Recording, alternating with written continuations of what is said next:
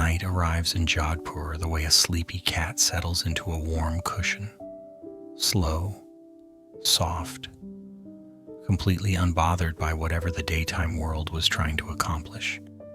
The heat slips away one quiet breath at a time, and the blue houses below begin to cool into deeper shades of indigo. From a distance, the city looks like someone spilled a box of turquoise paint across the desert and decided to leave it there because it was pretty. Above it all, the great Mehrangarh Fort rises from the hill, like an ancient guardian who has mastered the art of looking majestic without even trying. The cliff beneath it lifts the walls high into the night air, so high that the wind seems to pause politely before brushing past. Lights from the city glow faintly at the base of the hill, making the fort appear almost like it is floating above a sea of blue.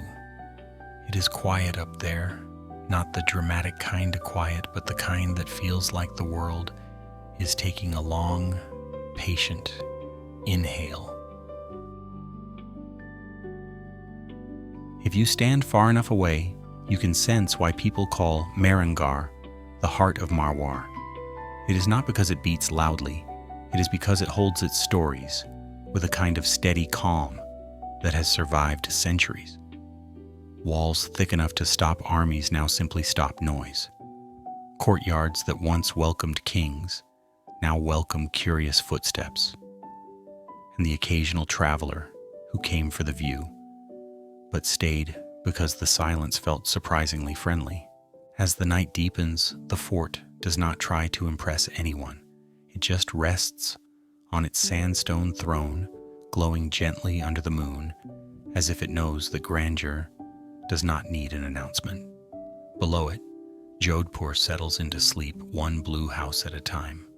Above it, the sky stretches wide and unhurried, and in between these two layers of quietness, Mehrangarh waits for the stories of the past to rise softly, the way dreams rise in a mind finally ready to rest.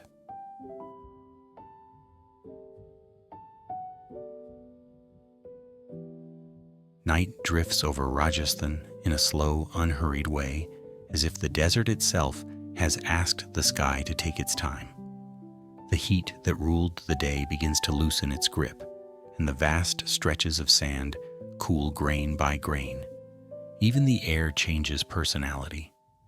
In the afternoon, it likes to brag about how warm it can get, but at night it becomes soft and almost polite. This is the kind of landscape that looks dramatic during the day, but behaves like a gentle storyteller once the sun steps aside. If you listen closely, you may hear the faint sound of the wind brushing along the dunes. It moves so quietly that you are not sure whether you heard anything at all. Rajasthan has always been like that. It holds both silence and stories at the same time. Travelers who passed through this region for centuries learned quickly that the land might look empty, but it is full of memory. Every ridge and valley contains hints of journeys long before ours. Some involved great caravans, some involved swift horses, some involved people who simply got lost because every direction looks the same after a while. Deep within this vast region lies Marwar, the kingdom that once stretched across these dry plains. At first glance, Marwar appears harsh. The rainfall is unreliable, and the soil is stubborn. But the people who lived here turned these challenges into character. They became skilled at surviving heat, wind, and the occasional sand that sneaks into shoes even when the shoe is supposedly tight. They built lives shaped by courage, resourcefulness, and a surprisingly good sense of humor, considering the temperature. Marwar was ruled by the Rathore clan, a proud lineage known for their resilience and their ability to construct cities that somehow looked golden at sunrise, no matter how little rain had fallen that year. Their early capital at Mandor still holds traces of old walls and gardens. It was a place full of history, but it rested too quietly in the lowlands. So when the moment came to create a new center of power, the Rathors looked for higher ground, literally higher ground, something overlooking the world, with a view that would make every visitor pause and think, yes, that is impressive. Rajasthan itself has always been a mosaic of kingdoms. Each one had its own rulers and its own traditions, but they all shared a common understanding. Life in the desert demanded strength, cooperation, and occasionally very clever engineering. Step wells carved deep into the earth, fortress walls rising from rocky cliffs, palaces that shimmered even in the dimmest early morning light. These creations were not just about luxury. They were solutions to living in a place where nature seemed to enjoy testing patience. The nights in Marwar are special. The sky becomes a giant canvas scattered with stars. Some nights, the stars shine so brightly that you could almost believe they're trying to show off. The desert quiets down in a way that feels ancient, as if the land is remembering moments from centuries ago. It is easy to imagine caravans resting at small camps, their fires glowing softly, while travelers shared stories about distant markets and long journeys.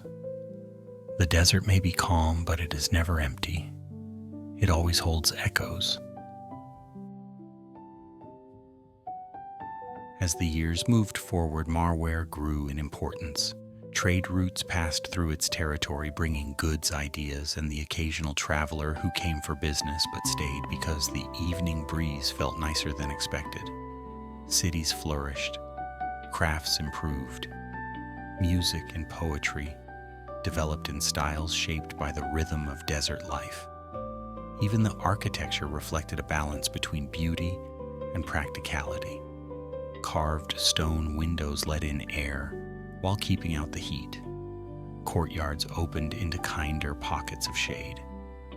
Every structure seemed designed by someone who understood that comfort is precious when summer temperatures prefer to compete with boiling water. The people of Marwar built their world with pride. Their traditions emphasized loyalty, hospitality, and a quiet sense of dignity. These values echoed through their palaces and fortresses, and among all those places, one would soon rise to become the crown of the kingdom, a place built so high above the landscape that it seemed to grow from the rock itself, a place that would one day be called Mehrangarh. But before Mehrangarh existed, Marwar had to grow strong enough to imagine it. That strength came partly from the land and partly from the people who lived on it. Every challenge shaped them. Every victory strengthened them. They learned to read the sky to understand the wind and to work with a climate that did not always behave nicely. The bond between the people and their land became part of their identity. This connection is still felt today when you stand in the desert at night and feel the air settling calmly around you. Rajasthan as a whole was a vibrant intersection of cultures. Traders from the north crossed paths with travelers from the west. Local artisans created textiles and weapons admired far beyond the borders.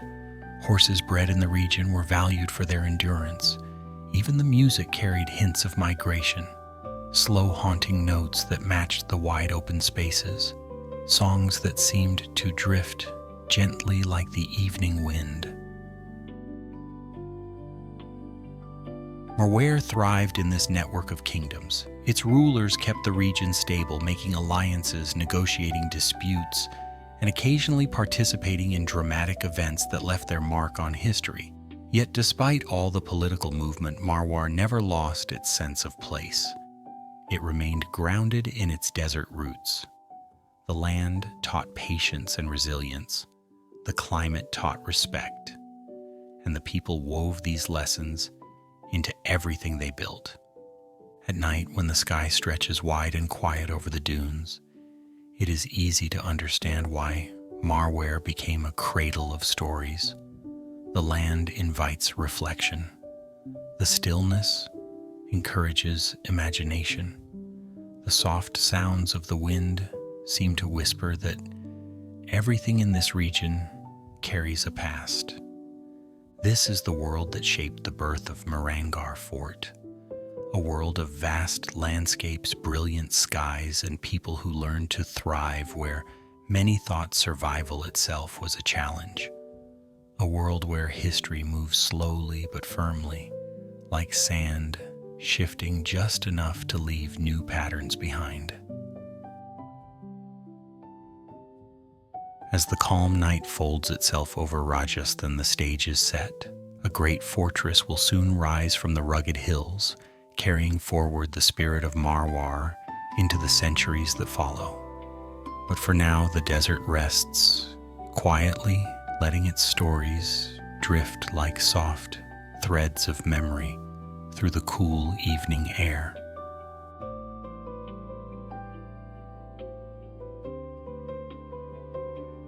Long before Mehrangarh became a silhouette that quietly dominates the night sky of Jodhpur, there was only rock wind and a great deal of thoughtful staring at the landscape. Imagine the 15th century desert resting under a wide open sky. The nights were cool, the days were demanding, and somewhere within this vast stillness, Rao Jodha of the Rathore clan was considering a problem that required both patience and imagination. At that time, the capital of Marwar rested in Mandor.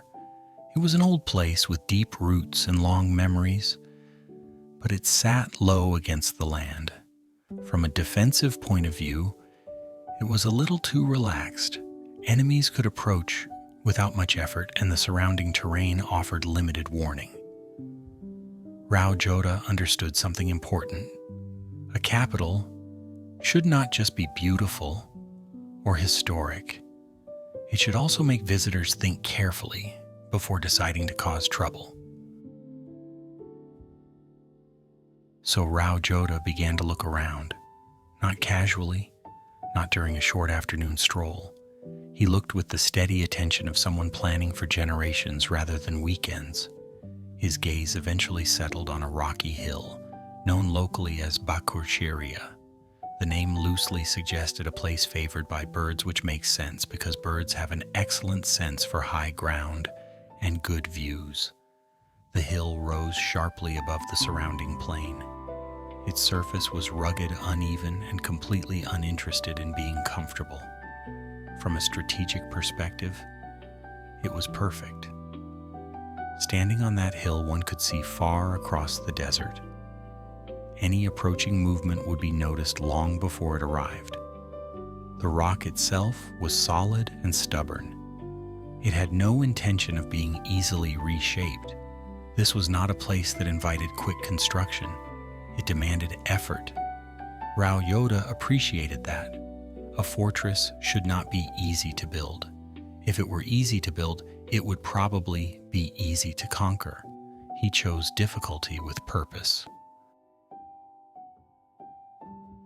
The decision to move the capital from Mandor to this new site was not made lightly. Relocating a city requires convincing people to pack their lives and move uphill, which is never an easy sell. Still, Rao Jodha believed that the future of Marwar depended on this bold step. The new city would be called Jodhpur, and above it the fortress would rise slowly from the rock. The first challenge was the hill itself.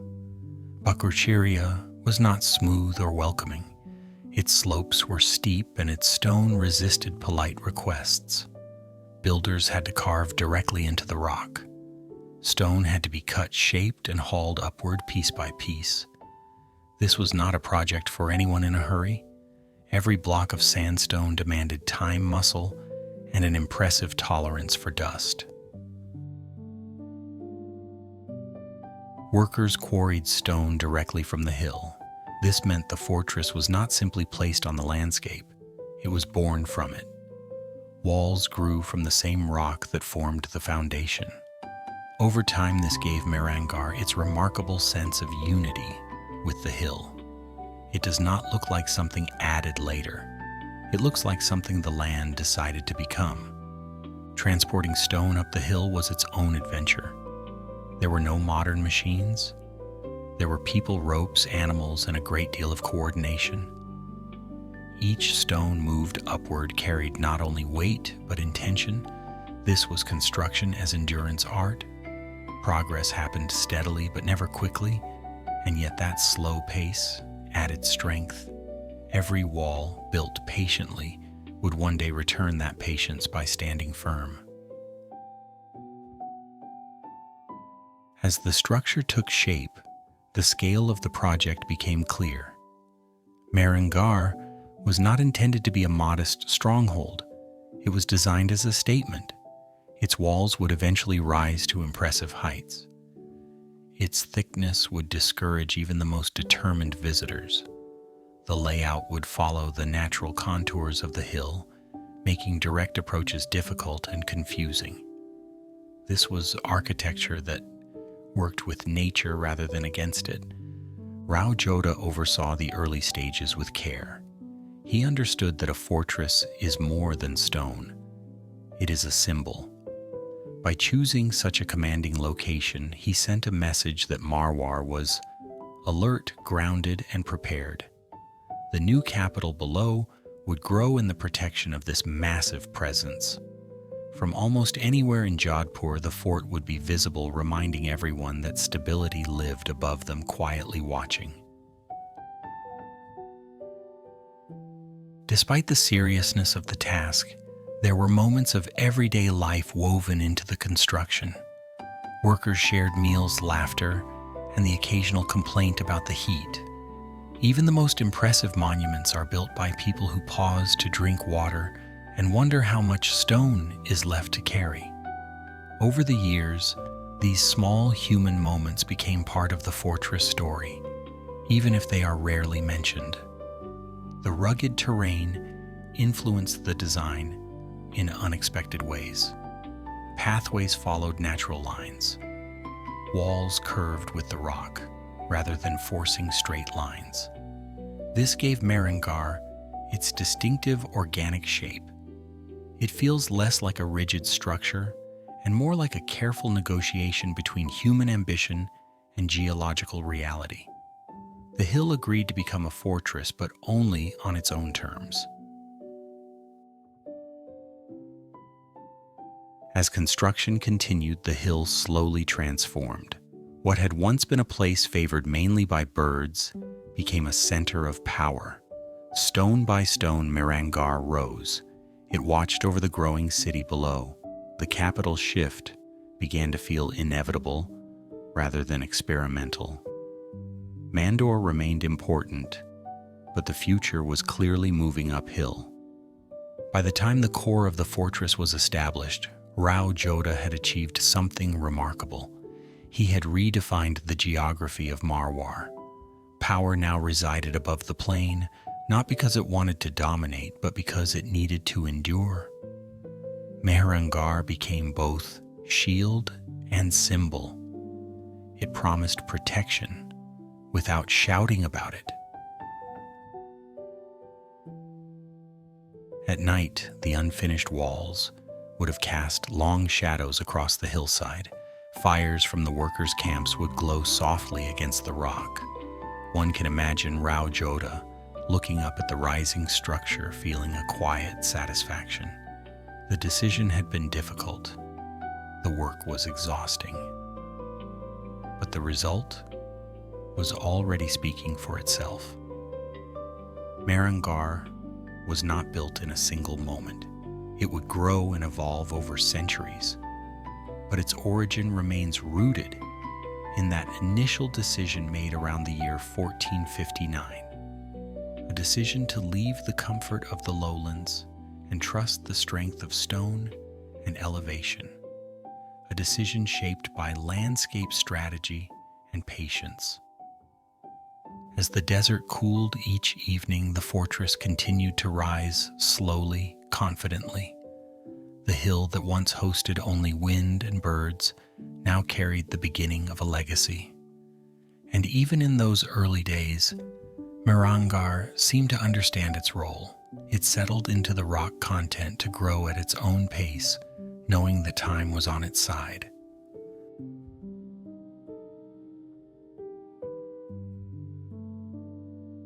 Before Mehrangarh rose into the night sky with its calm confidence, the hill itself already had a reputation.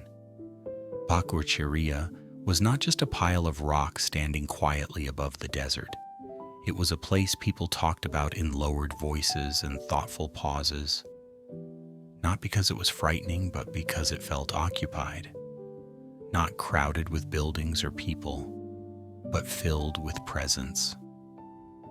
The kind of presence that makes you slow your steps and clear your throat for no obvious reason. Long before stones were cut or walls imagined, the hill was known as a resting place for a solitary figure named Chirya Nath. He was not famous in the way rulers are famous. There were no parades or monuments. He lived simply and quietly on the hill, surrounded by whinstone and birds that seemed to respect his personal space. Local stories describe him as someone who preferred silence over conversation and stillness over attention. In other words, he was exactly the kind of neighbor who would be very difficult to argue with. People in the area believed that Chirya Nath had chosen the hill for its calm and isolation. It was high enough to escape noise and open enough to feel connected to the vast desert below. He lived there peacefully for many years, asking for little and expecting even less. The hill suited him, and he suited the hill. Together they formed an understanding that no one thought to question. Then one day everything changed. Rao Jodha arrived with plans. When Rao Jodha decided to build a new capital and a fortress on Bakurchiria, he knew the location was perfect from a strategic point of view. The elevation offered unmatched visibility. The rock provided natural defense. The view was impressive enough to make even confident visitors reconsider their choices. But there was one small detail. Someone already lived there. According to local stories, Rao Jodha approached Chirya Nath with respect. He explained the vision, the fortress, the future city, the protection it would offer to the people of Marwar. He asked Chirya Nath to leave the hill so construction could begin. For a moment it seemed like a reasonable conversation, but Chirya Nath was not thrilled. The legend says that Chirya Nath did not shout or threaten. He did something far more unsettling. He expressed disappointment, a quiet, deep disappointment that carried weight. He felt that the hill had been taken from him without understanding what it meant to live there. Before leaving, he spoke words that would echo through generations. He declared that the land would never know water. This statement was not dramatic. There was no lightning or thunder. It was delivered calmly, like someone stating the weather forecast, and yet it unsettled everyone who heard it. In a desert region, water is not just useful, it is essential.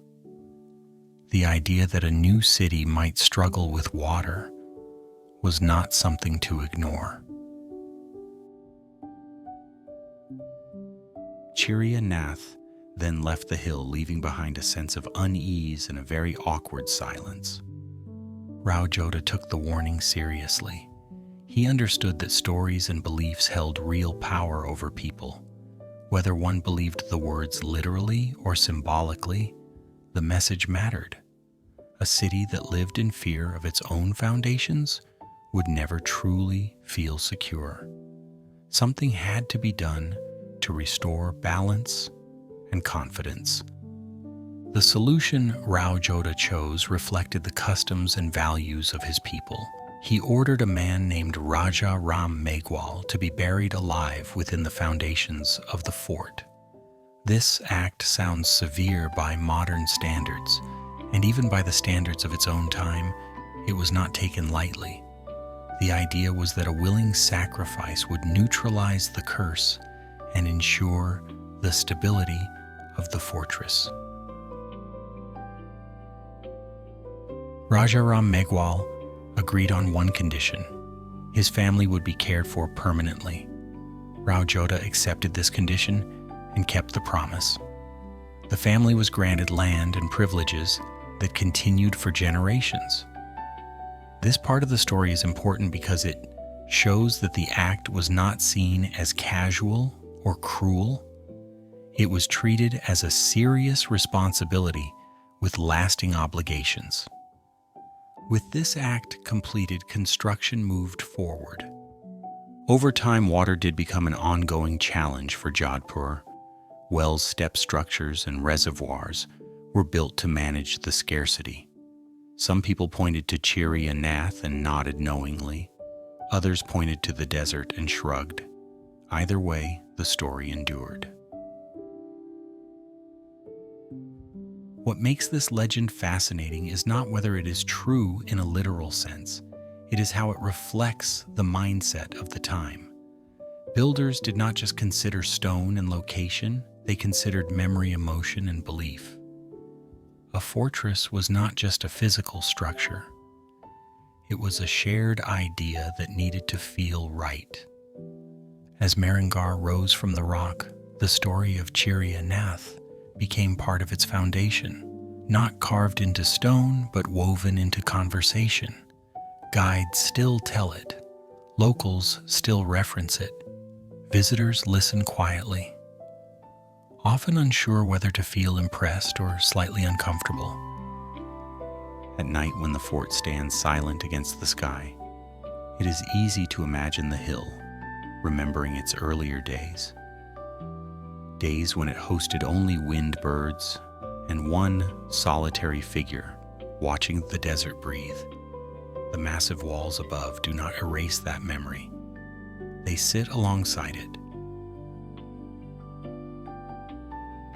There is something gently humorous in the idea that one of the greatest fortresses in India carries a story that begins with a disagreement over real estate. A hill that once belonged to quiet contemplation eventually became home to walls, gates, and palaces. And yet, the hill remains what it always was: rock shaped by time. The legend of Chiri and Nath reminds us that history is not only built by rulers and armies, it is also shaped by stories whispered and remembered, by moments when plans met resistance, by decisions made to calm fears as much as to secure borders. As you rest with this story, let it drift slowly. The hill, the man, the warning, and the response all settle into a calm narrative. Mehrangarh does not stand in defiance of its past.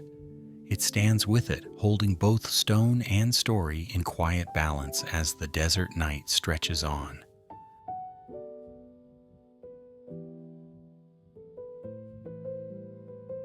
If you ever wondered what happens when human ambition politely asks a mountain for permission, and the mountain replies with silence, Mehrangarh is the answer. The fort does not sit on the hill. It cooperates with it. The design follows a simple idea that guided Rajput builders for centuries. If the land is difficult, then the fortress should make peace with difficulty and turn it into strength. Mehrangarh rises more than 100 meters above the plains of Jodhpur. That height is not decorative. It is practical and quietly intimidating. From the top, the horizon stretches wide and flat. Any movement across the desert becomes visible long before it arrives. In the past, this meant that visitors with questionable intentions would be noticed early enough for everyone inside the fort to finish their tea and still have time to prepare. Height in Rajput architecture was never about showing off. It was about awareness. The hill itself is steep and uneven, Rather than forcing straight lines into an unwilling landscape, the builders chose to follow the natural curves of the rock. Walls bend gently, pathways twist. Nothing moves in a straight rush. This design slows everything down. Anyone approaching the fort would be guided along narrow, winding routes that offered little opportunity to gather speed or confidence. The fort politely encouraged patience in those who arrived and impatience in those who should not have been there.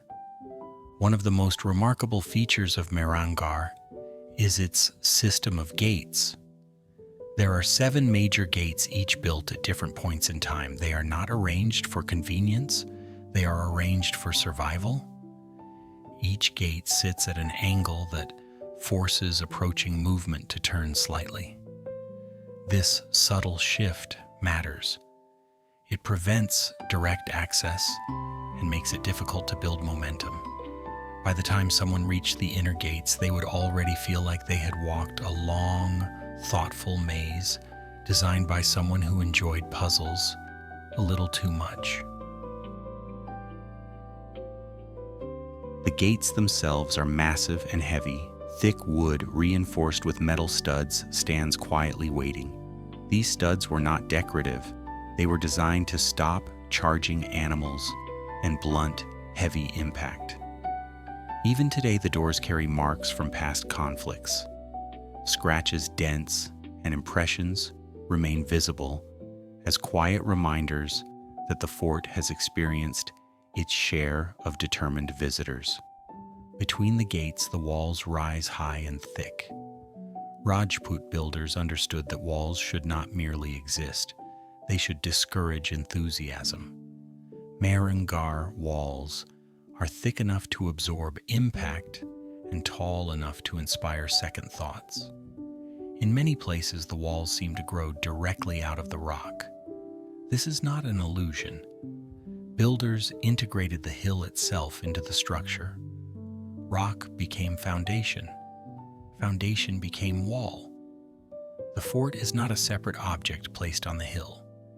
It is a continuation of the hill with better organization. This layered defense system created multiple zones of security.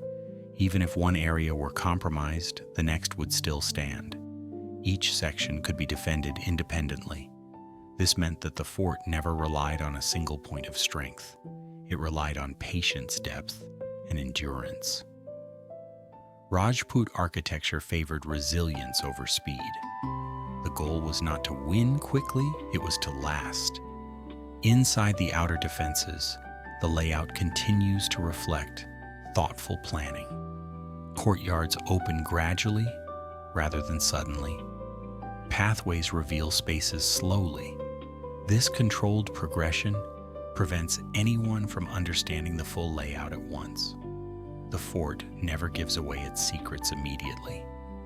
It prefers to reveal them over time.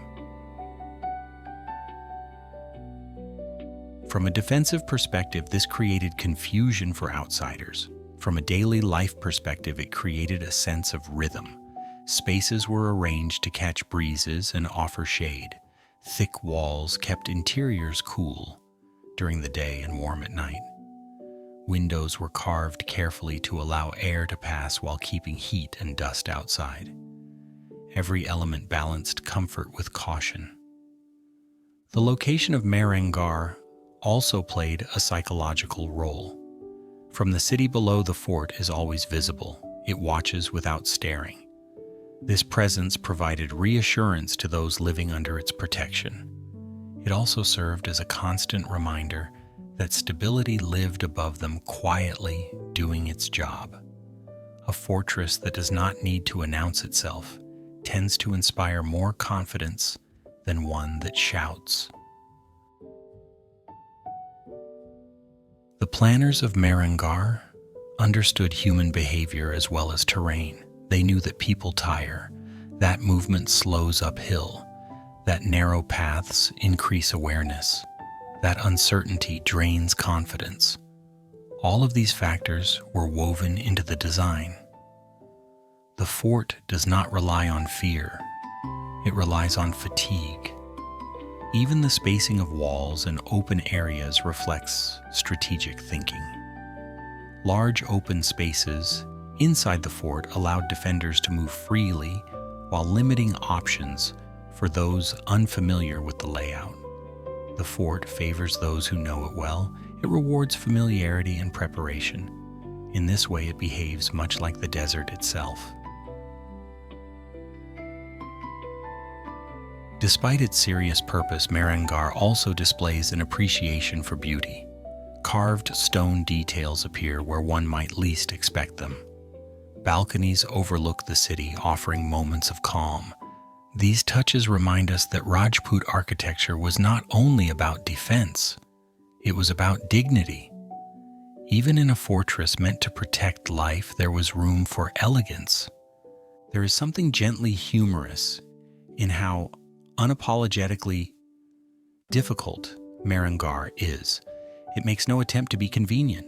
Stairs rise steeply, pathways curve unpredictably. The fort seems to suggest that anyone who truly wants to be there should be willing to work for it. This attitude has aged well. Visitors today still find themselves pausing to catch their breath, which is perhaps the most honest way to experience the design. At night, the fort settles into stillness. The walls absorb the cool air, the gates rest, the paths fall silent. From above, the city glows softly. The design that once guarded against danger now guards against noise.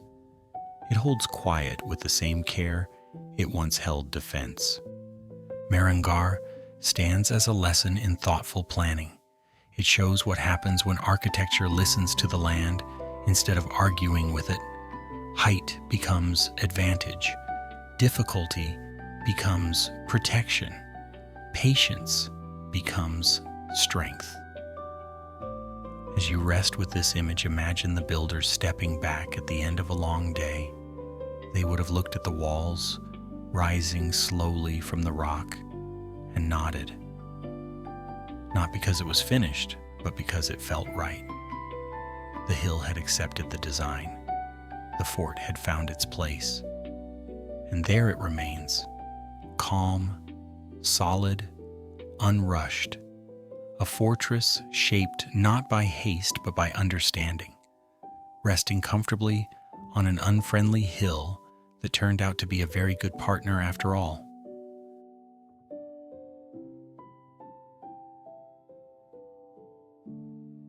As night settles gently over Mehrangarh Fort, the great gates seem to relax. During the day, they stand tall and serious, doing their best impression of eternal vigilance. But at night, they feel calmer, as if relieved that no one is trying to test their patience anymore. The desert air cools the stone.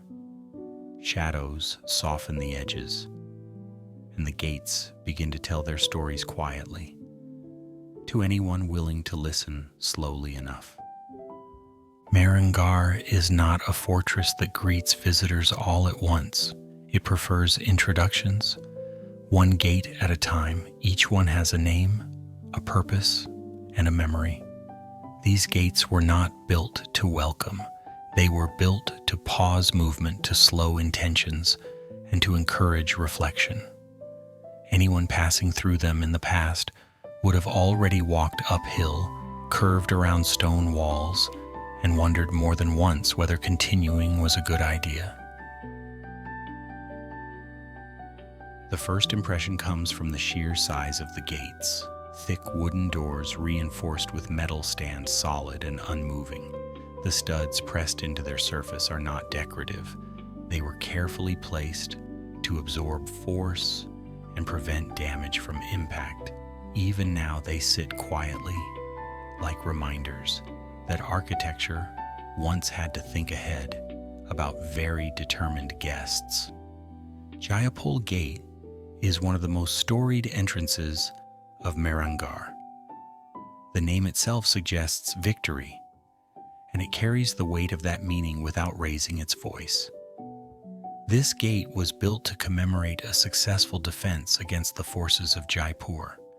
In practical terms, it marked a moment when Mehrangarh proved that its height walls and patience worked exactly as planned. Approaching Jaipur in the past would have been an experience in humility. The path leading to it curves and narrows. The gate rises above the visitor with no interest in making eye contact. The stone around it bears marks of conflict. These marks are not hidden. They are left visible as quiet evidence that the fort has been tested. What is striking about Jaipur is not just what it commemorates, but how it does so. There are no dramatic sculptures announcing triumph, no exaggerated symbols demanding attention. The gate simply exists, solid, calm, and unchanged. Victory here is treated as something to remember, not something to shout about. Moving deeper into the fort, the sense of layered defense becomes clear. Each gate is placed so that progress never feels straightforward. This was intentional. The design forces movement to slow. It encourages hesitation. Anyone approaching had to navigate turns, angles, and changing elevation. By the time they reached the inner gates, they would already be tired both physically and mentally. Fatehpur Gate carries a different memory. Its name also speaks of victory, but its story is tied to a later chapter in Mehrangarh history. This gate commemorates a successful moment against the forces of the Mughal Empire. Once again, the fort proved its resilience, not through speed or aggression, but through endurance and preparation. Fatehpur stands with quiet confidence. Its surface shows subtle scars left by cannon fire. These marks remain visible today. They are not repaired or hidden. They serve as reminders of a time when the fort absorbed impact and continued to stand. Stone that remembers conflict has a different presence than stone that has never been tested. The cannon marks are particularly fascinating. They appear as shallow dents pressed into the stone. Touching them feels like touching time itself. Each mark represents force, momentum, and intent that ultimately failed to change the outcome.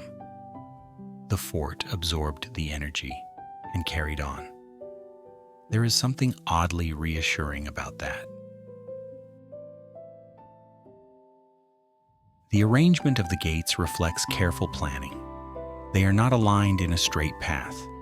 Each one shifts the direction of movement slightly. This prevented attackers from using speed or heavy equipment effectively. It also meant that defenders always held the advantage of familiarity.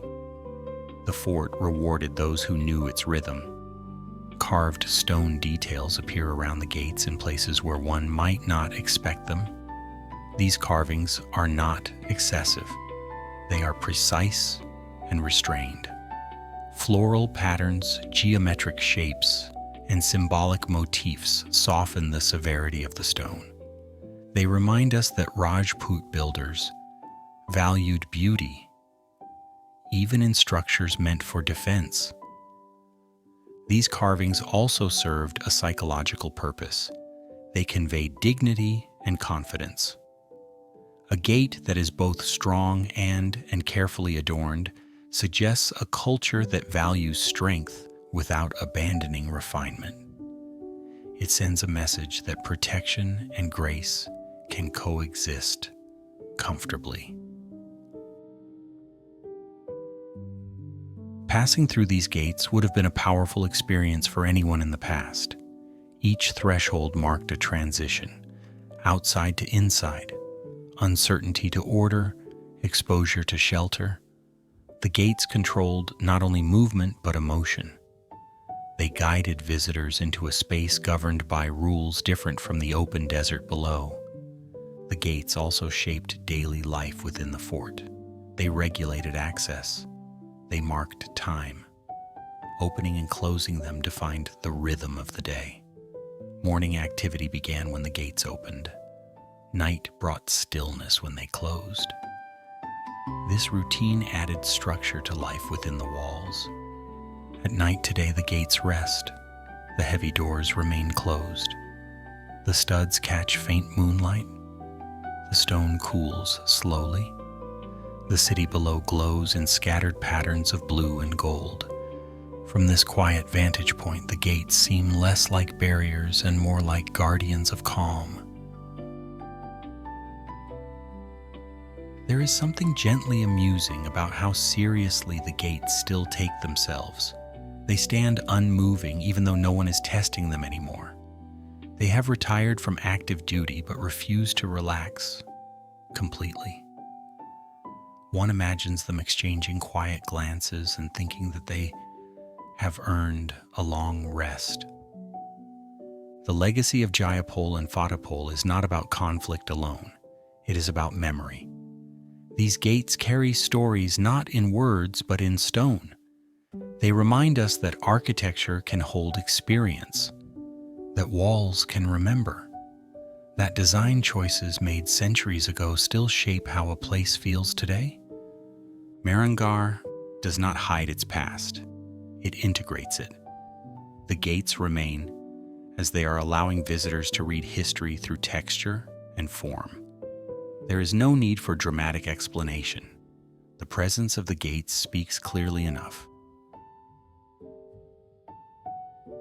As you imagine these gates at night, let the image slow your thoughts.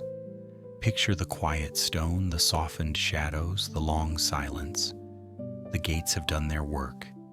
They now stand as peaceful witnesses to time. In this calm, they offer a final lesson. Strength does not need constant motion.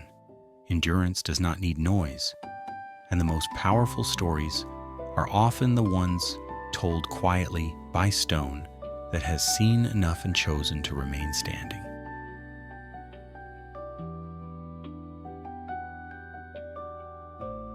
Step inside Mehrangarh, and the night seems to follow you in a gentler way. The thick walls hold the cool air like a secret they are happy to keep. Sounds soften, footsteps slow down on their own, as if the stone floor has politely requested a calmer pace. This is no longer the world of steep cliffs and defensive walls. This is the inner life of the fort, where strength gives way to refinement, and where power learns how to relax without letting its guard down completely. The first space that captures attention is Moti Mahal, the Pearl Palace. It was designed as the throne room, and it carries that responsibility with quiet confidence. The room is wide and bright even in low light. Large windows line the walls, allowing air to flow gently through carved stone screens.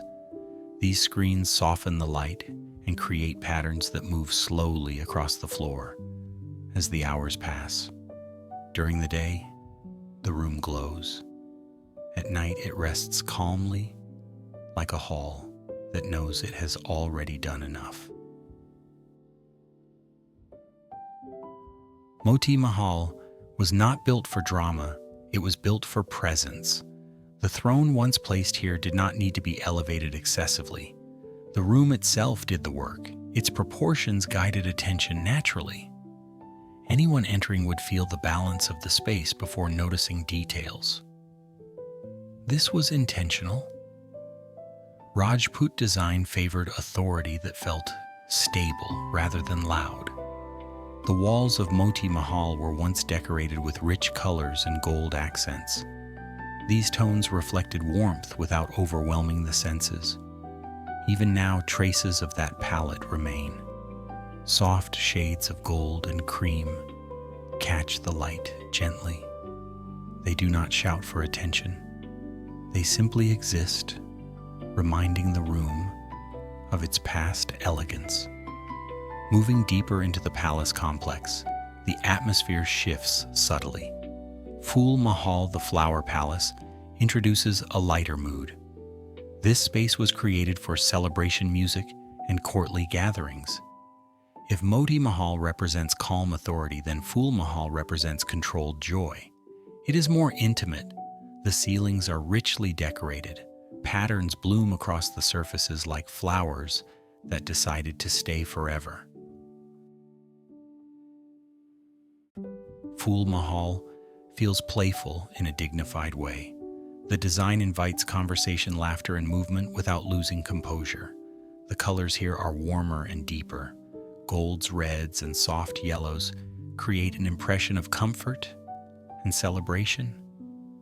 One can easily imagine evenings filled with music, drifting through the room while the desert night cooled the air outside. There is something quietly amusing about how carefully joy was planned here. Even celebration followed rules. Nothing was left to chance.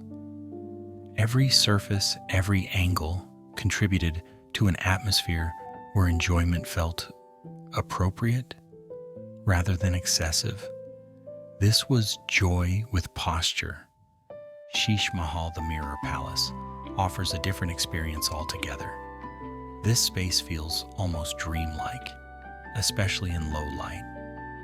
Tiny pieces of mirror are set into the walls and ceilings, creating a surface that reflects even the smallest glow.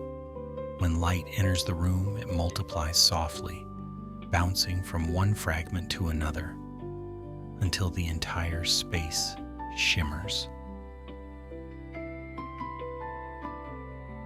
At night, Sheesh Mahal feels like a room made of stars that decided to settle indoors. A single lamp would have been enough to illuminate the entire chamber. The effect was not meant to overwhelm, but to enchant. The reflections soften edges and blur boundaries, making the room feel larger and lighter than it actually is. Despite its beauty, Sheesh Mahal is also a lesson in restraint. The mirrors are arranged with precision. Patterns repeat calmly. Nothing feels chaotic. Even illusion follows structure here. This balance between sparkle and order defines much of Rajput interior design. Beauty is welcome, but it must behave. Jhanki Mahal offers yet another shift in mood. This space was designed as the private quarters for royal women. It overlooks inner courtyards, allowing observation without exposure. From here, one could watch daily life within the fort quietly unfolding below. The design emphasizes privacy and comfort. The windows of Jhanki Mahal are carefully positioned. Stone screens allow views while maintaining separation. Light filters through, gently creating a sense of shelter rather than isolation. This was a place to pause, observe, and rest without withdrawing completely from the world. The colors in Jhanki Mahal are softer. Warm tones create a sense of calm. Decorative elements are present but understated. Everything here feels designed to support stillness. The space does not demand attention. It offers it. Across all these palaces, certain design elements repeat. Curved roofs soften the interior lines. They guide the eye upward gently without overwhelming height. Carved stone details appear everywhere but never excessively. Floral patterns, geometric forms, and delicate borders decorate surfaces in a way that rewards slow looking. The use of color throughout the palace interiors reflects the landscape of Rajasthan. Yellows echo the sandstone, reds reflect the warmth of the desert sun, gold adds a sense of permanence and prosperity. These colors do not compete with one another, they coexist comfortably like shades of the same memory. One of the most impressive aspects of Mehrangarh interior design is how well it manages climate. Thick walls regulate temperature naturally. High ceilings allow heat to rise. Windows positioned for airflow keep rooms cool, even during intense heat. Long before modern technology, The builders mastered the art of comfort through design. This attention to comfort does not feel indulgent. It feels practical. Life within the fort required balance. Days could be demanding. Nights needed rest. The palaces provided spaces where energy could be restored without excess. There is a quiet humor in how serious these rooms appear, while also being deeply human. These were spaces where people lived, argued, celebrated, and rested. Behind the carved stone and polished surfaces were everyday moments. Someone adjusting a cushion, someone pausing at a window to watch the city lights flicker below, someone wondering whether the evening breeze would be strong enough to cool the room. At night today, the palace interiors feel especially gentle. The absence of crowds allows the rooms to breathe. Shadows stretch softly across floors. Reflections fade slowly. The stone absorbs the quiet. Each room seems content to exist without performing. Walking through these spaces in the evening feels like moving through a memory. The rooms do not insist on their importance. They allow you to notice details at your own pace. A carved edge here, a softened color there, a reflection that lingers just long enough to be noticed. The palace interiors of Mehrangarh reveal a side of Rajput life often overshadowed by stories of defense and conflict. They show an appreciation for beauty, comfort, and balance. Strength did not exclude elegance. Authority did not reject softness. The design allowed both to exist side by side. As you imagine these rooms at night, let your thoughts slow. Picture the cool stone, the softened light, the quiet air moving gently through carved windows. The palace rests now not because it is forgotten, but because it has nothing left to prove. Mehrangarh, inside its walls, holds not only history but atmosphere, a sense that power once lived here without urgency. That beauty was practiced with care. That life within stone walls still made room for calm moments and gentle enjoyment. In this quiet, the palaces offer a final gift. They invite rest. They remind us that even the strongest places need softness within. And as the night deepens over Jodhpur, the interiors of Mehrangarh settle comfortably into silence, content to be remembered slowly and peacefully.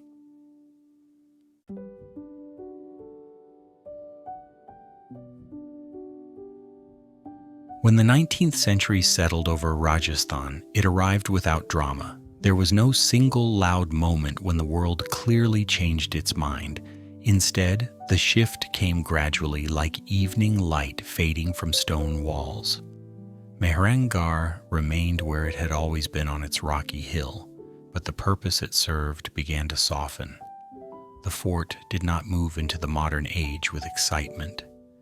It drifted there calmly, as if it had already seen enough centuries to know that change never needs to rush. By the time British influence reached Marwar, the world around Mehrangarh had learned new habits.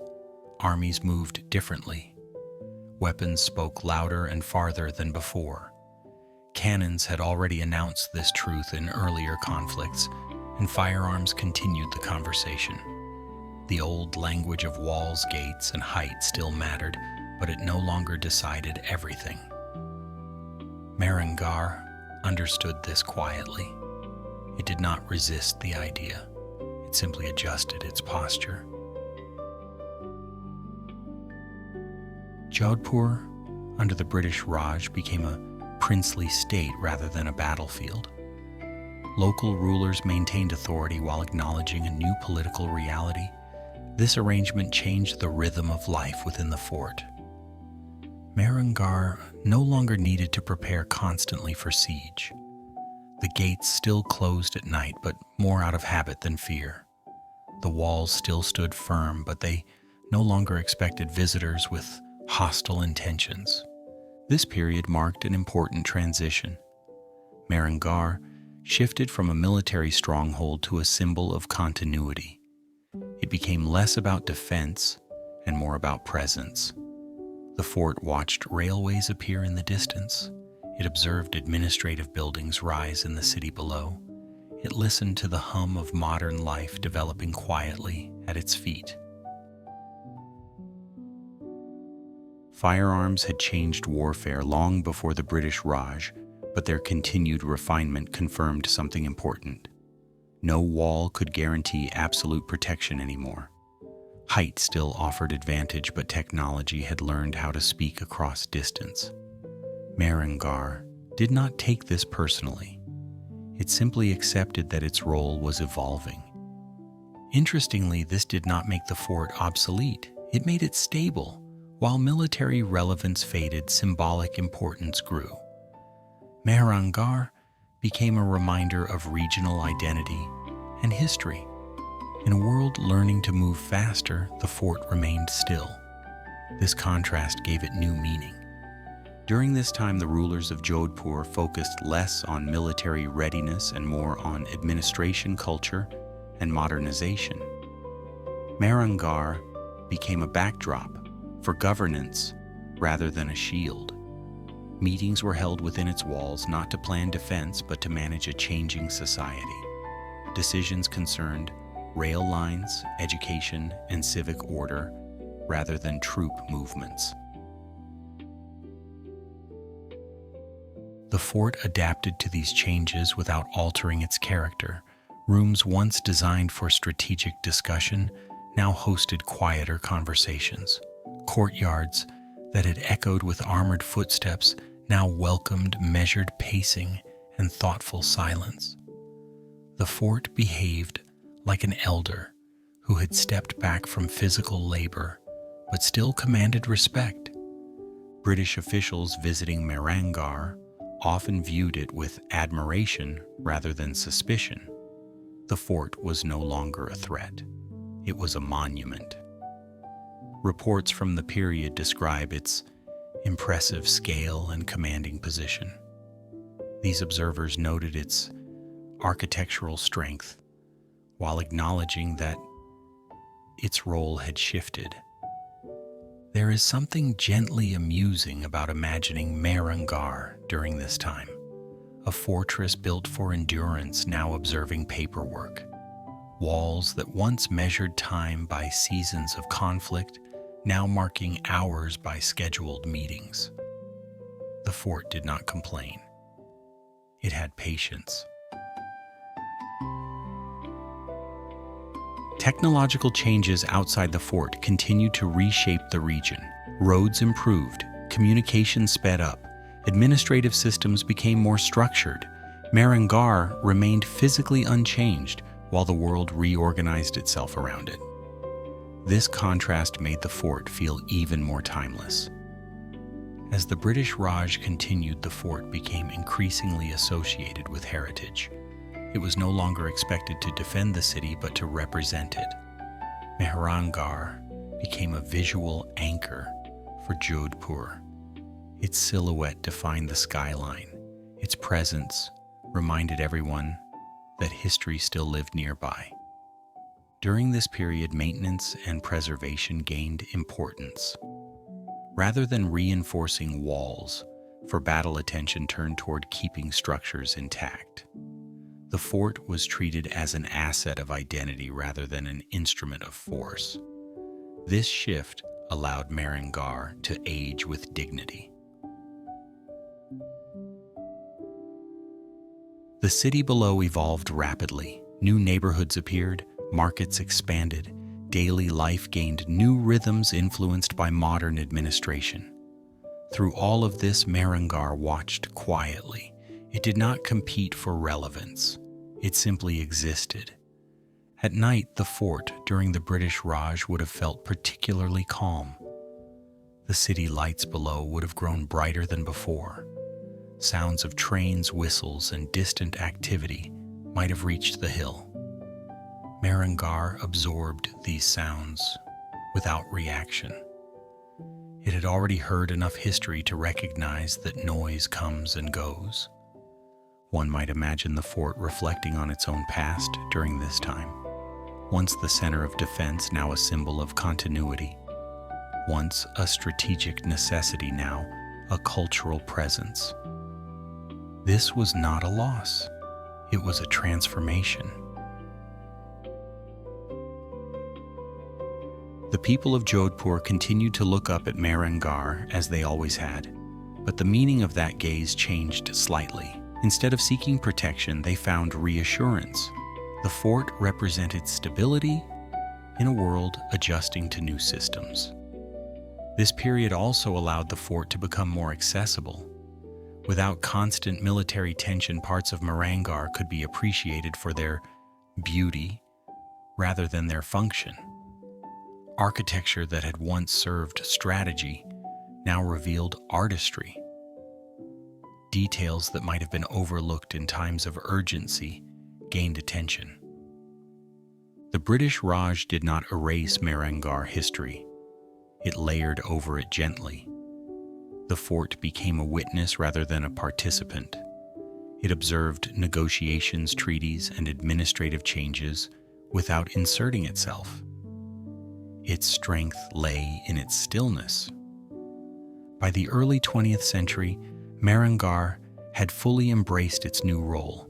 It stood as a symbol of Rajasthan identity and endurance. The fort no longer needed to prove anything. It had already survived centuries of change. There is something restful about this chapter in Mehrangarh's story. The tension eases, the walls breathe. The fort learns how to exist without constant alertness. It becomes a place of memory rather than preparation. As you imagine Mehrangarh during the British Raj, let the scene remain calm. Picture the hill at night, the fort glowing softly above a city learning modern rhythms. No urgency, no conflict, just quiet observation. Mehrangarh did not retire. It matured. It transitioned from a defender of borders to a keeper of stories. And in doing so, it found a role that would carry it gently into the future.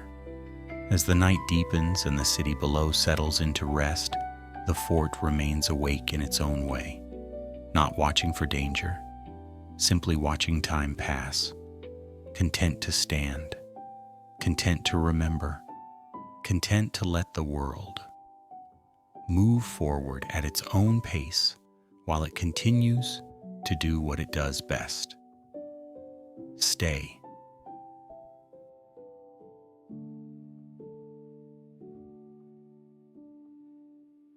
As the modern age settles gently over Jodhpur, Mehrangarh does not resist it.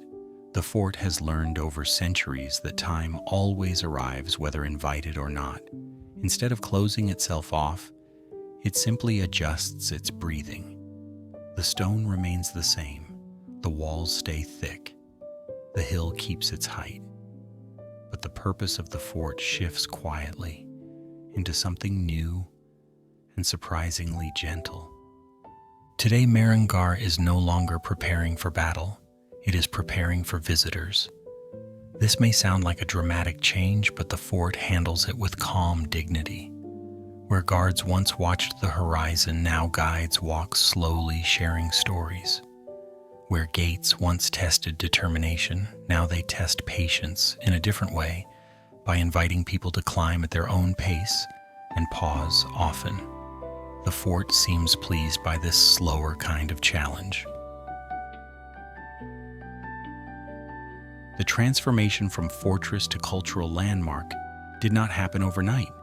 It unfolded gradually as people began to see Mehrangarh less as a military necessity and more as a keeper of memory. Preservation replaced defense. Care replaced caution. Instead of reinforcing walls against attack efforts, turned toward protecting them from weather time and forgetfulness. The establishment of the Mehrangarh Museum Trust marked an important moment in this transition. The goal was simple but demanding: preserve the fort while allowing it to remain alive. This meant careful restoration work that respected original materials and techniques. Stone was repaired where necessary. Surfaces were cleaned thoughtfully. Nothing was rushed. Mehrangarh does not respond well to impatience. Inside the fort, museums began to take shape. These were not spaces designed to overwhelm with information. They were created to invite slow attention. Galleries display weapons, textiles, paintings, and royal objects collected over generations. Each item carries its own quiet story. Swords rest without aggression. Armor gleams softly without intimidation. Textiles hang calmly, as if waiting for someone to notice their details. Walking through these spaces feels less like touring a museum and more like moving through a series of thoughtful pauses. The fort does not insist that you learn everything at once. It allows curiosity to wander. One visitor might linger over miniature paintings. Another might spend time admiring the craftsmanship of a single object. Mehrangarh is comfortable with this freedom. The fort has also become a stage for cultural life. Music festivals, art exhibitions, and events take place within its walls. The stone that once echoed with marching now carries softer sounds. Instruments replace armor. Laughter replaces commands. The acoustics that once served defense now serve atmosphere. There is something quietly humorous about seeing modern equipment set against ancient stone. Lights, cables, and sound systems appear briefly, then disappear, leaving the fort unchanged. Mehrangarh tolerates these temporary visitors with patience. It knows they will leave. It always stays. Tourism has brought new energy to the fort. Visitors from around the world arrive curious and wide-eyed. They climb the winding paths, catch their breath, and pause to admire the view. Many underestimate the effort required to reach the top. Mehrangarh accepts this gently. It is always believed that appreciation should require a little work. From the ramparts, the city of Jodhpur spreads out below. The blue houses glow softly in daylight and deepen in color at dusk. This view is one of Mehrangarh's greatest gifts. It reminds visitors that the fort was built not in isolation, but in conversation with the city. Protection once flowed downward. Today, inspiration flows upward. Preservation efforts continue quietly behind the scenes. Experts study stone composition, humidity, and structural balance. Repairs are made with care and restraint. The goal is not to make the fort look new. It is to allow it to age gracefully, where is respected as part of the story. Mehrangarh also plays a role in education. Scholars, researchers, and students visit to study architecture, history, and conservation. The fort becomes a classroom without walls. Lessons are learned by observation rather than instruction. Stone teaches differently than books. Despite increased activity, the fort never feels crowded at night. When visitors leave and the gates close, Mehrangarh returns to stillness easily. The lights soften, the stone cools, the hill resumes its ancient quiet. The fort seems to appreciate these hours when it can simply exist without explanation. There is a gentle irony in how Mehrangarh now welcomes people. Once it was designed to discourage entry, now it invites it. And yet the experience remains similar. Visitors still slow down, they still pause, they still feel small against the scale of stone and sky. The fort still teaches humility, just in a kinder tone. Modern life continues to change below. Traffic moves, screens glow, schedules tighten, Mehrangarh remains unaffected. It does not compete for attention. It does not try to modernize its personality. It allows the world to move quickly while it maintains its steady pace. This balance is perhaps Mehrangarh's greatest achievement. It has found a way to remain relevant without becoming restless. It offers connection without losing identity. It stands as proof that history does not need to freeze to survive. It can breathe, adapt, and continue. There is something comforting about knowing that Mehrangarh will likely outlast current trends as easily as it outlasted past conflicts. Fashion will change, technology will advance, but the fort will still be there watching quietly from its hill. At night when the city settles and the desert cools, Mehrangarh lights glow softly. They do not flood the walls. They trace them gently, highlighting curves, edges, and texture. The effect is not dramatic. It is reassuring.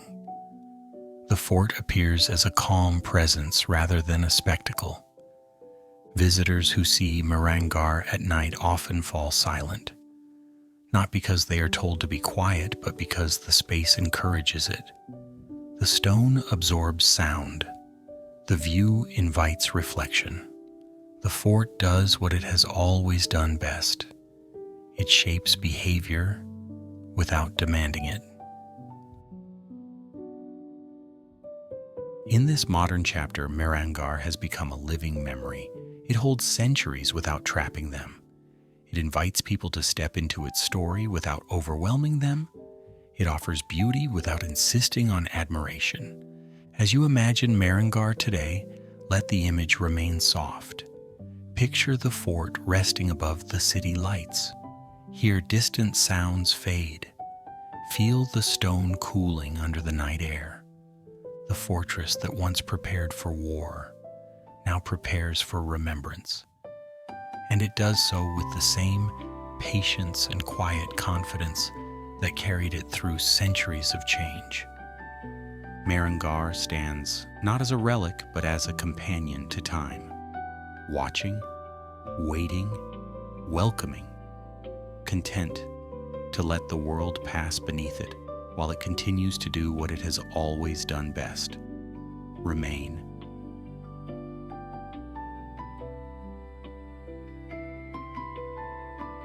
As the night settles gently over Jodhpur, Mehrangarh enters its favorite state of being: calm, observant, slightly amused by how many centuries it has quietly outlasted.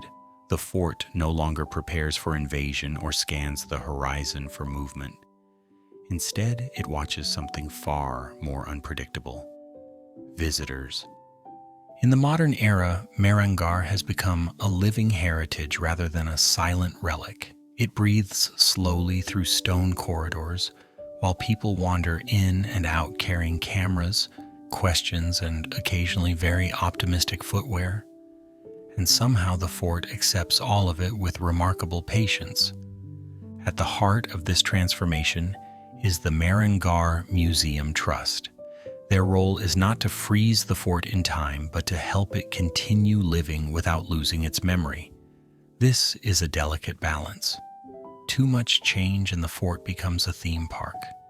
Too little care, and it begins to crumble quietly out of sight.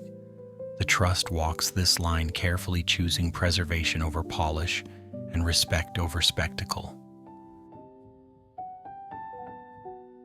The museum spaces inside Mehrangarh are designed for slow attention. Weapons rest without aggression. Textiles hang without demanding admiration. Paintings wait calmly for anyone willing to stand still, long enough to notice details. Nothing flashes, nothing rushes. The fort seems to encourage visitors to match its pace, which can be surprising for people used to modern schedules. Preservation work happens mostly behind the scenes. Stone is studied rather than replaced. Repairs are subtle and intentional. The goal is not to make Mehrangarh look young again. It has earned its age. The goal is to help it remain strong while carrying its years honestly. Cracks are understood before they are corrected. Surfaces are cleaned without erasing texture. Time is treated as part of the structure rather than a problem to be solved. Alongside the trust, the Archaeological Survey of India plays a crucial role in conservation. Their work focuses on structural integrity, climate impact, and long-term stability. This involves careful monitoring of the fort response to weather crowds and the slow pressure of gravity. It is quiet work that rarely gets applause, but without it, the fort would eventually choose a very permanent nap. Together, these efforts allow Mehrangarh to function as a place people can still enter, touch, and experience. This is important. A heritage site that cannot be walked through becomes distant.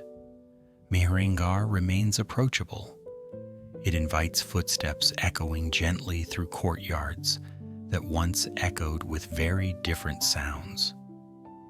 One of the most fascinating aspects of Mehrangarh today is how it hosts modern cultural life without losing its composure.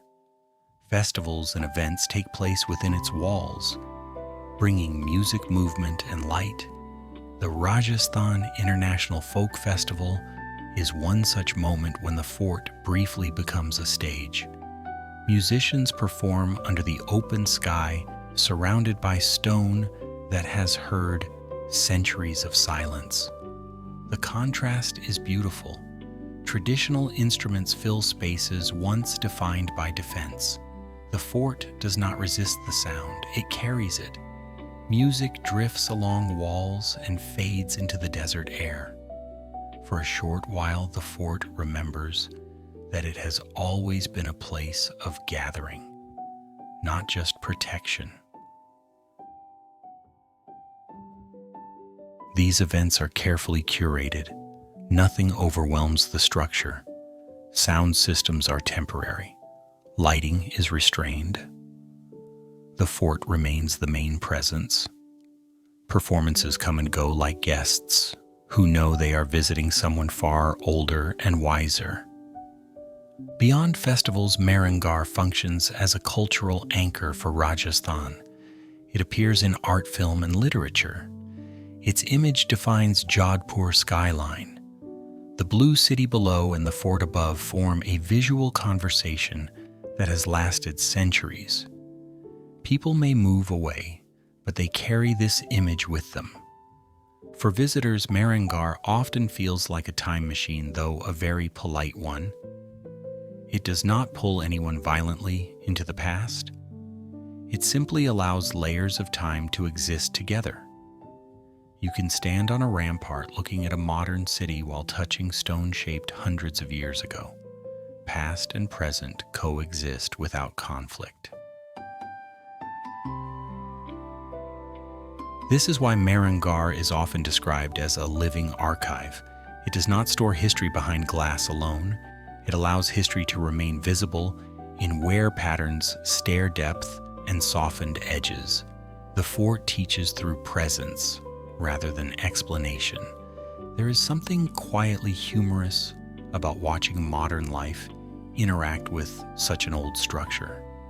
Phones come out, photos are taken, people whisper "wow" and then check battery levels.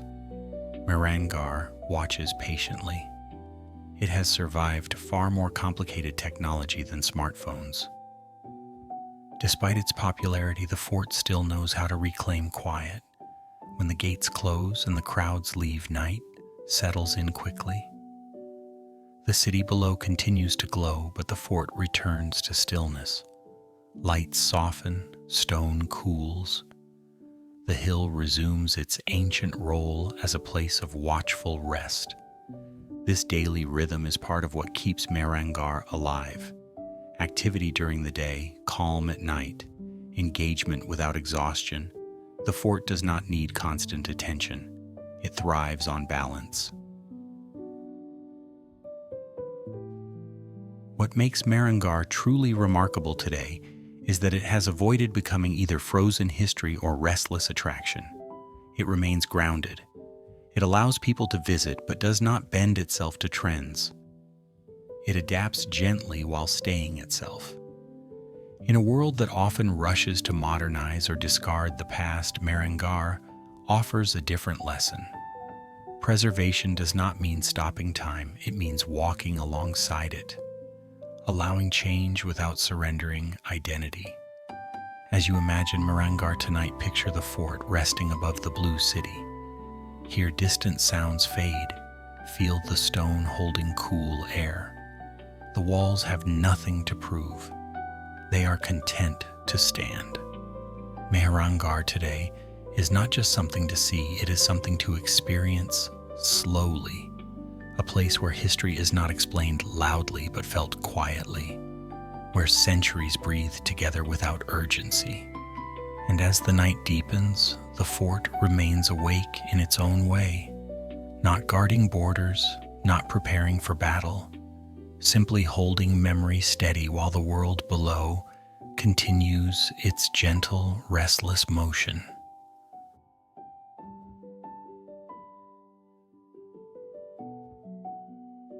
As the night settles over Mehrangarh, the fort seems to remember more than stone ever should, not loudly, not with announcements, but in the gentle way old places recall things, the kind of memory that drifts rather than insists.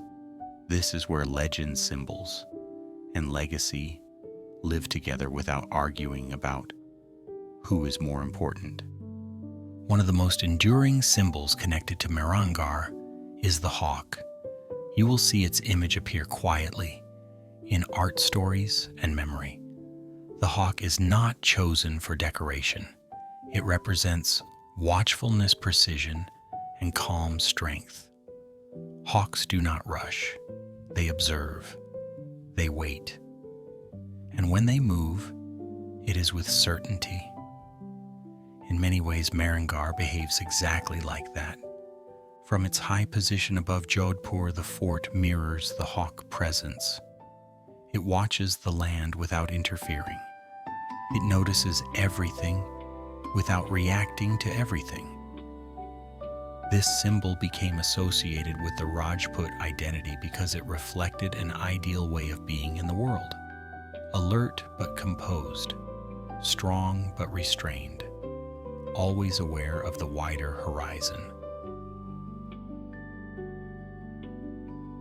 Legends tied to Mehrangarh often revolve around loyalty and honor. These are not flashy tales designed to impress. They are quieter stories passed down through generations, stories about individuals who chose responsibility over comfort, stories where actions mattered more than speeches. In these tales, bravery is rarely loud. It is steady and sometimes deeply inconvenient. Many folk stories speak of defenders who held their positions long after logic suggested retreat, not because they expected victory, but because leaving would have broken a promise. This idea appears again and again. Honor here is not about winning. It is about remaining true to a role even when the outcome is uncertain. There is something gently ironic about how these stories are remembered. They are told without exaggeration, no dramatic gestures, no heroic posing. The figures in these stories are often described as calm, practical, and slightly tired, as if courage was simply another task on a long list of responsibilities. This tone makes the stories feel more believable and somehow more powerful. Sacrifice also appears frequently in Mehrangarh legends, but it is never framed as something glorious. It is described as something heavy, something that leaves a mark. People are remembered not for seeking sacrifice, but for accepting it when no other path remained. This perspective keeps the stories grounded. It does not romanticize hardship. It acknowledges it. Over time, these stories shaped how the fort itself was perceived. Mehrangarh became more than a structure. It became a symbol of endurance, a place where decisions carried weight and consequences were understood. The fort did not promise comfort. It promised stability. And stability often requires patience rather than excitement. Local traditions surrounding Mehrangarh emphasize memory. Stories are shared during quiet moments rather than ceremonies. They pass through families' conversations and everyday language. This method of transmission keeps them alive without freezing them in formality. The stories adapt slightly with each telling while preserving their core meaning. What is interesting is how these legends coexist with the physical space. Walking through the fort, you may not see plaques explaining everything. Instead, the stories feel embedded in the atmosphere, in the worn steps, in the thickness of walls, in the way pathways curve slowly rather than offering direct routes. The architecture itself seems to echo the values found in the stories. There is also a gentle humor hidden within this legacy. Some stories include moments of hesitation, doubt, or unexpected practicality. Heroes are allowed to think twice. Leaders are allowed to worry about logistics. These details humanize the past. They remind us that even those remembered for strength had ordinary concerns like fatigue, hunger, or the need for a good place to sit. Symbols within Mehrangarh extend beyond animals and stories. Colors, patterns, and spatial arrangements all carry meaning. Red often represents vitality and resolve. Gold suggests continuity and prosperity. The careful balance between open courtyards and enclosed rooms reflects a balance between exposure and protection. Nothing is accidental, but nothing is explained loudly either. This quiet symbolism allows visitors to experience the fort without needing instructions. You do not have to understand every detail to feel the atmosphere. The legacy works on a slower level. It invites reflection rather than demanding interpretation.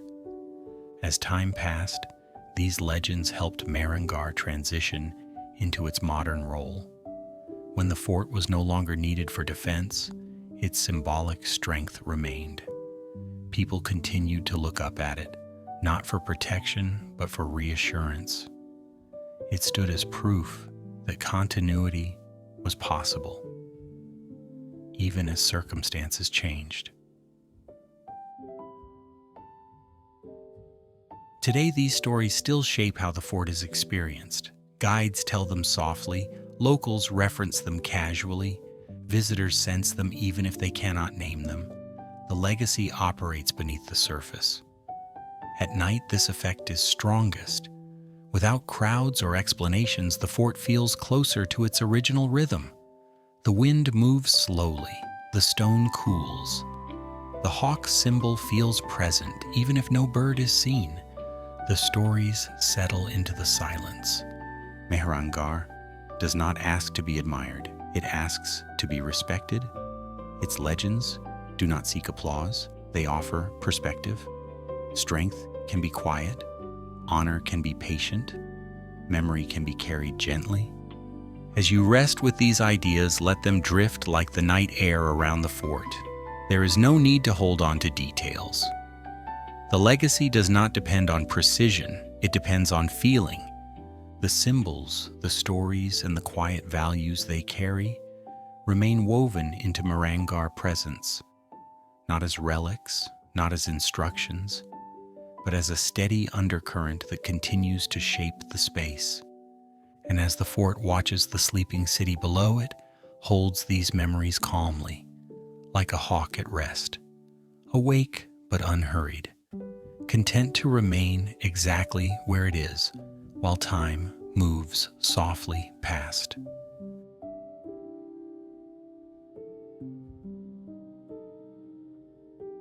Night settles fully now on the hill of Mehrangarh. The air cools. The stone releases the warmth it has been holding all day, as if exhaling slowly after a long conversation. Below the fort, the lights of Jodhpur spread out like a soft constellation on the earth. Blue houses fade into deeper shades. Streets grow quieter. Even the city seems to remember that rest is allowed. From the top of the hill, the view feels endless, not dramatic, not demanding, just wide and patient. Mehrangarh does not lean forward to look. It does not need to. It has watched centuries pass from this same position. Armies came and went. Rulers planned and worried. Traders arrived and departed. And now the fort watches something much gentler, a city winding down for the night. There is something comforting in knowing that Mehrangarh is not finished telling its story. It never rushes to the ending. It understands that history is not a straight line, but a long, slow circle.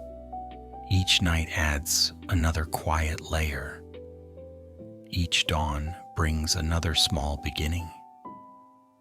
The fort is content with this rhythm. Rajasthan itself feels the same way, a land shaped by heat, wind, patience, and time. Stories here do not shout. They linger. They wait to be noticed. They drift like the desert breeze that cools the hilltop now. You do not chase them. You let them come to you. As the lights below soften and the sky above deepens, Mehrangarh rests comfortably between them. Not guarding, not performing, simply being. The walls stand, the gates sleep, the pathways hold silence gently. If you listen closely, you might feel that familiar sense that there is always more to tell. Another evening, another story, another quiet moment waiting its turn. For now the fort is at rest, and perhaps you can rest too. Let the image fade slowly. Let the night stretch on. Mehrangarh will still be there when the story continues. Good night.